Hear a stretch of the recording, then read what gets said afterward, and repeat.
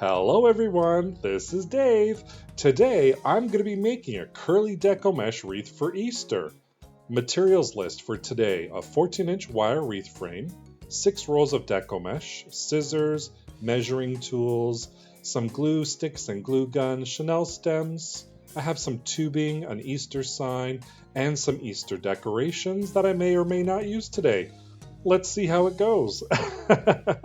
And let's get started. So I'm going to first start off with my deco mesh rolls, and I'm going to cut them. So I have a pair of scissors and a measuring tool. Here I'm just straightening out the start of it. Now I use a cutting mat to do the measuring. You can totally use a ruler, that's totally fine. With my curly deco mesh, I usually do 7 inches. So you can measure out and cut at the 7-inch mark, and that's going to give you your first little piece of deco mesh. But here's a little idea. I have 7 inches right across my cutting mat. So a little tip for you, if you're doing the curly method and you have a lot of cuts to do, you can cut a piece of cardboard that's 7 inches, or like myself, my cutting mat is 7 inches. So all I do is I just roll and roll and roll until the roll is almost done, or for 20 times or something like that. And then I just cut off the excess. I keep holding down that deco mesh there so it doesn't fly apart. Grab those scissors and put it in between the deco mesh and the cutting mat or a piece of cardboard, whatever you're using. And then just flip it over to the other side. And once you finish cutting this side here, you have created all these wonderful pieces with just a couple of cuts. How amazing is that? Such a great little tip, eh?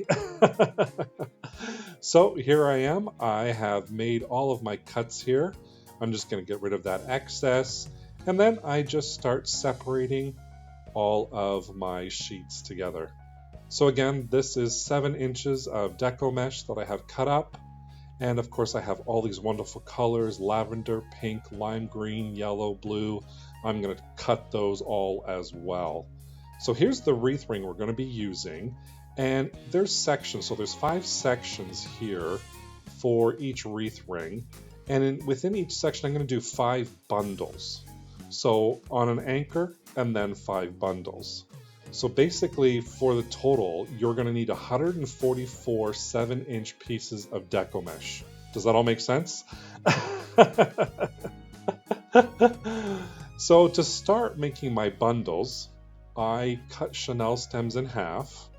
And then what I'm going to do is I'm going to take 4 pieces of that 7-inch deco mesh. Now, this is how I do my bundles. You can do it any other way. You can have 3 or 4 or 6 in there, as many as you want, but this is how I do mine. And then for the first piece, I'm just going to roll it up and slide it in between my 2 piece fingers, and then I'm just going to hold it in place. And then I'm going to roll up my second piece and do the exact same thing for the third piece and for the fourth piece as well. And I'm just going to hold them in my left hand, and then I have some fingers to roll it with my right hand. Now my Chanel stem comes in, you're going to glide it along your fingers. Transfer the Chanel stem to your left hand and the deco mesh to your right, and give it a good little twist. And there is the start of our little bundle. How about we do one more together? And again, it's your 4 pieces of your deco mesh and 1 Chanel stem. Your first piece, just give it a good roll, slide that between your 2 fingers, and you work your way to your second, third, and fourth piece. Now, how tight you roll it is completely up to you. Obviously, the tighter the roll, the smaller the curl, the more defined curl, and the looser it gets a little bit messy as well. But here you go, you take that Chanel stem, fold it over, and then give it a good twist. Now you can kind of see how our deco mesh will be formed with those bundles. So I'm going to finish all of the rest here. So it's 36 bundles of 4 that I'm creating. And to attach it to our wreath, I have all my bundles here. Your wreath is going to go face down, and we're going to use the 2 center wires But first, to create an anchor, we're going to use one of those cross wires. I just pointed that out. So you take your 2 pieces of chenille, and your crossbar and the 2 inner wires should be within those chenille stems. And then all you do is twist it around, and that's how you create your first anchor. And for the second one, you do the same procedure, and this time it's not on an anchor wire or crossbar. So you just put it on those 2 inside wires, give it a little twist, and then you can push it down. And again, like I said earlier, I do 1 bundle at the crossbar, and then in between the 2 crossbars, I do 5 bundles in total. So that's going to go around the entire wreath. And that's how I do it. Again, you don't have to do the exact same thing. You can experiment and do more or do less, but this is how I do mine. So here I am, I'm coming up to another crossbar. So I do the same thing like we did the first time around. I feed the chenille stem through the top and the bottom space, and I make sure that crossbar and the 2 inner wires are within that chenille stem, and then I just give it a good twist, and we've just created our second anchor for this wreath. There you go. So I've got my anchor, and then I've got my 5 bundles plus my other anchor, and now you can kind of see how it's all coming together and how all these bundles are taking over my desktop. But I'm going to finish everything, and I'm working here on my last couple of bundles that I'm putting in. This is the last one here. And of course, my favorite part is always once we turn it over to see the reveal of this wonderful wreath. I can't wait to see. Look at all those colors. I am so happy with how this wreath turned out. But there you go, a nice curly deco mesh wreath. And I'm going to add some tubing to it. Like I showed you before, I have some Easter eggs, a sign, and ribbon. So I'm just going to experiment and see what I want to add on here. But I know I want to use that tubing, so I'm going to cut that tubing up next. And here it is. I don't know the length it comes in the packaging. And I actually kind of just eyeball the tubing. So what I do is I just start off making little loops here and there, and then I cut it at a certain length once I'm happy with the size of the loops and the tubing.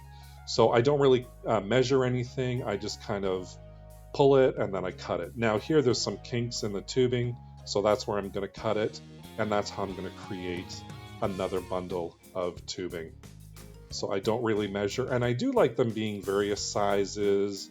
So if you like, you can measure yours out to a couple of inches or more. It's all up to you. I'm one to kind of have it all over the place. So here's my little sign, and it has a little hole at the top, and I have these little pearls. So what I'm going to do is I'm just going to put a little glue down, and I'm going to try to anyways.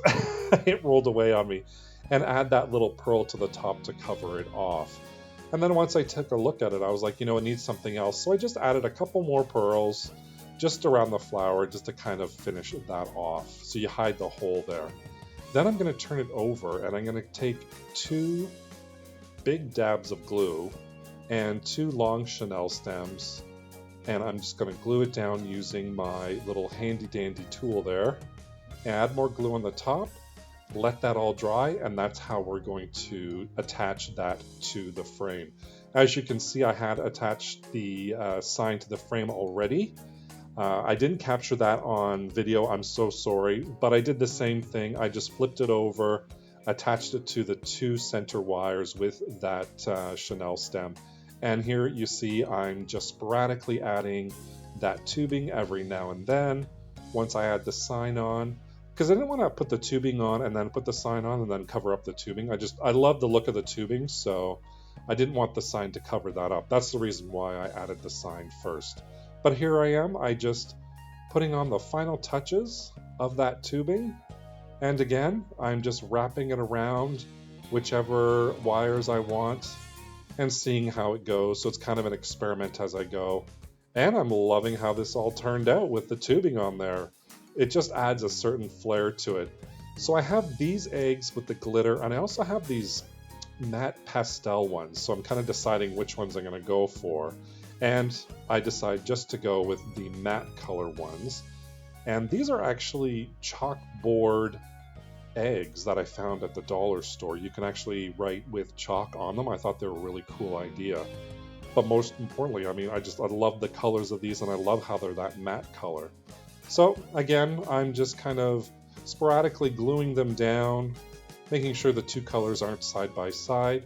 But at the same time, I'm not overly obsessed with where they're going to go. I just kind of randomly place them down and finish that all off with the last couple of eggs. And our wreath is almost done. I wish it was this fast in real life. Oh my gosh. So there you go. There is our curly Deco mesh wreath, all colorful and ready for Easter with my little sign, my little mesh tubing, and those amazing matte color eggs. I just love how this turned out, and I hope you did as well.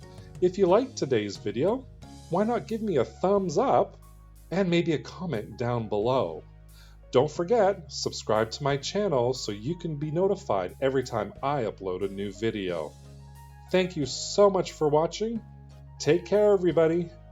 Bye for now.